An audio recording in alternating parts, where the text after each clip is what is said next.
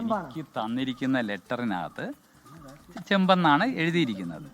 അപ്പോൾ അത് എനിക്കിപ്പോൾ ഞാൻ അവിടെ നിന്ന് എടുത്തുകൊണ്ട് പോയതല്ല, ദേവസ്വം ഉദ്യോഗസ്ഥർ തന്നതാണ്. അപ്പോൾ അത് തന്നെ എനിക്ക് ബൈ ഹാൻഡ് തന്നിരിക്കുന്ന ലെറ്ററിനകത്ത് അതായിരുന്നു. പിന്നെ ബൈലോയ്ക്കകത്തുള്ള ബാക്കി നിയമവശങ്ങൾ എനിക്കും അറിയില്ലായിരുന്നു.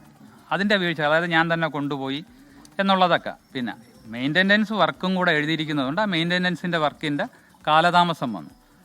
ഞാൻ ബാംഗ്ലൂർ താമസിക്കുന്നു, കമ്പനിയിൽ എത്തിയിട്ട് നമ്മൾ ബാംഗ്ലൂർ എത്തിയിട്ട് കമ്പനിയുമായിട്ട് ബന്ധപ്പെട്ട് കമ്പനിയിലേക്ക് എത്തിക്കാനുള്ളൊരു കാലതാമസം വന്നിട്ടുണ്ട്.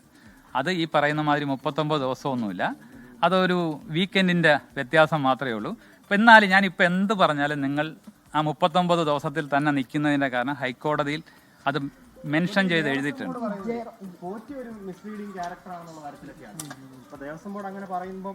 അതിപ്പോൾ ഓരോ വ്യക്തിക്കും ഒരാളിനെ കുറിച്ച് എന്തും അഭിപ്രായം പറയാനുള്ള സ്വാതന്ത്ര്യം ഉണ്ടല്ലോ.